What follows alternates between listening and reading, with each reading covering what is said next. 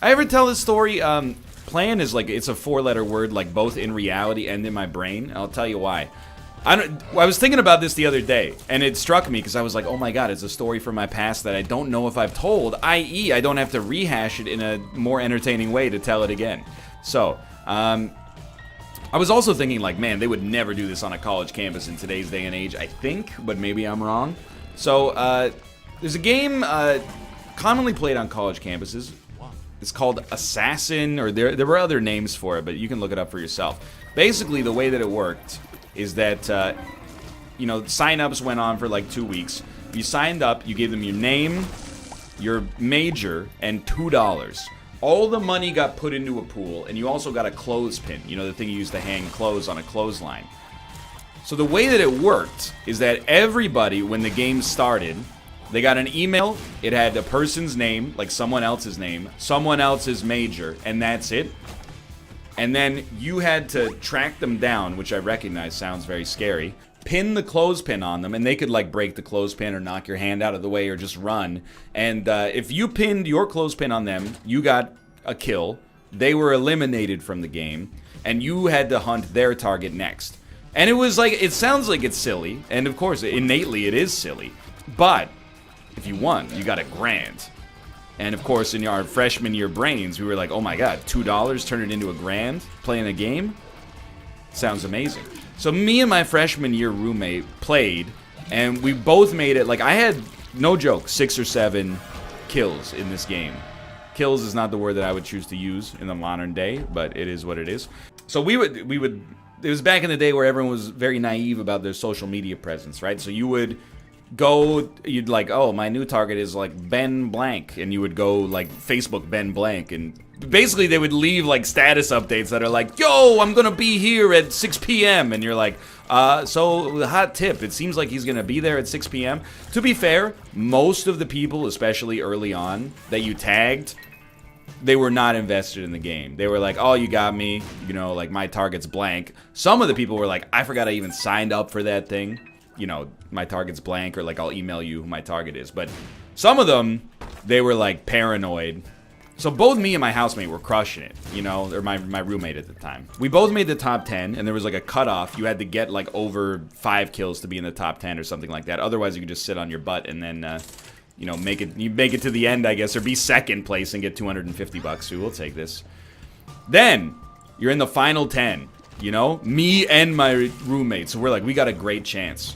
No joke. This is like February. We've been playing the game for 6 weeks. We are combat ready. We're scoping these people out. We're phoning their friends, doing like, basically like social engineering, being like, hey, this is the dormitory calling. Have you seen your roommate? Again, I understand why this seems so terrifying now. If you think we were the only ones playing like this, you're wrong. I was also 17 at the time, so a little bit on the younger side. But we were basically socially engineering to figure out like where people would be and then pinning the clothespin on them.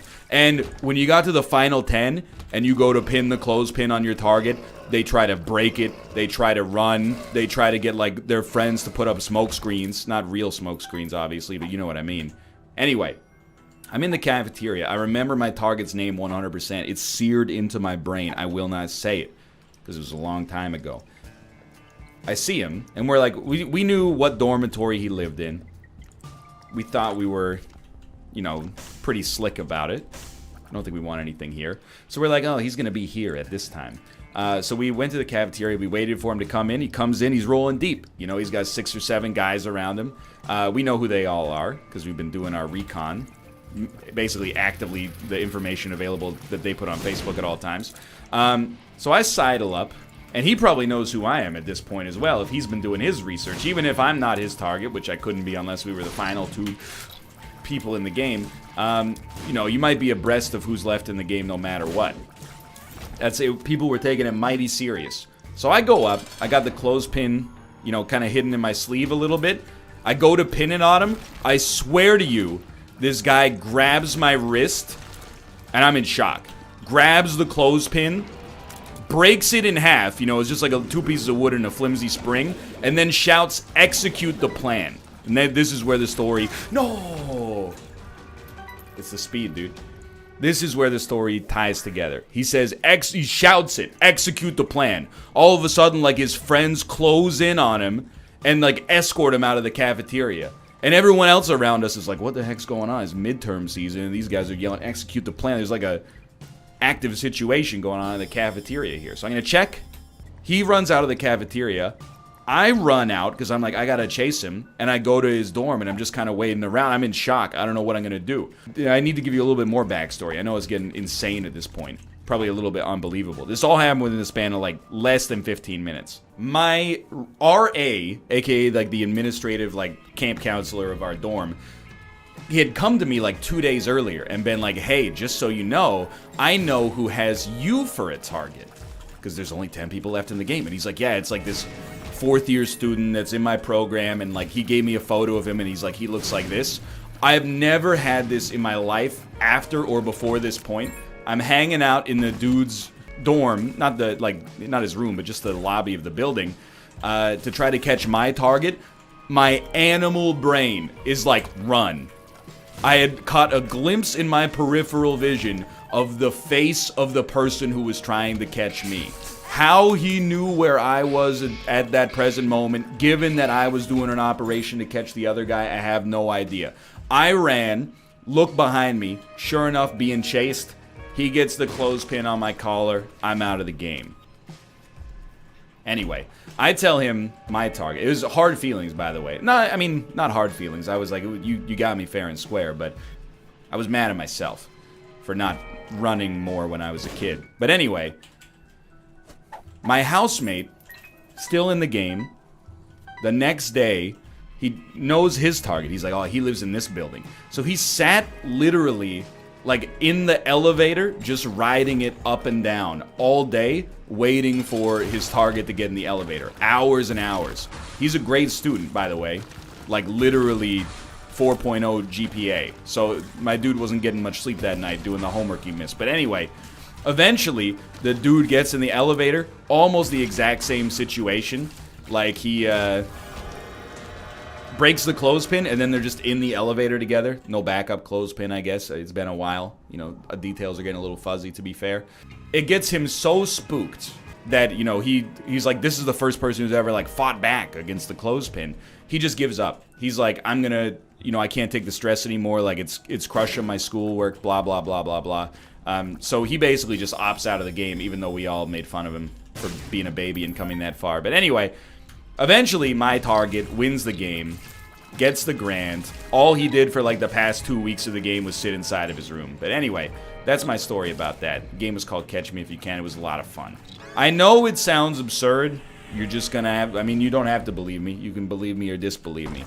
All of that happens as told. It's still seared into my memory. Did I play the game next year?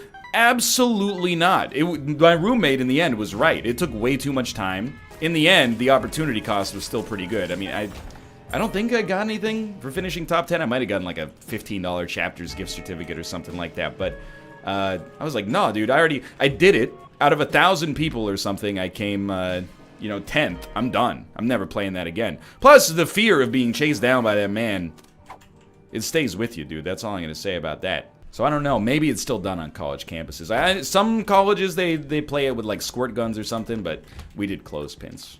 That's NL Story Hour. That was like 10 minutes. That's a story from my college days I don't believe I've mentioned. I brought it up because I don't like saying the word plan. I think I found my aversion to planning. So just remember that story, okay?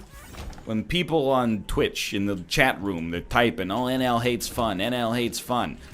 Nah. It's not that I hate fun. My adventurous days were adventurous enough. Now it's behind me. Well, not behind me, but like, you know. I'm like, I had my fill, other people can get in now. And this is going to sound ridiculous. This memory is not as strong. I wasn't playing this year. It was the second year of university, and we may have had too many adult beverages on the night where things took place. But my housemates who got eliminated early on in their first year playing the game were like, heck yeah, we're going to do a second year. The amateurs didn't know the psychological torture that was going to befall them. And then I remember it was again a top 10 situation, and it ended up with somebody coming to our house and being like, hey, does blah blah live here? And we went, go away. Like, we know the game, so just get the heck out of here. And they just sat on our porch, and we're like, we're not leaving. And then somebody else came to our porch, well, our house, and then tried to catch the person who was trying to catch our housemate. So this game was serious. And actually, like, you know, I guess in my head, I'm kind of waiting on a news story that's like, tragic accident. Totally foreseeable, preventable incident at the university today.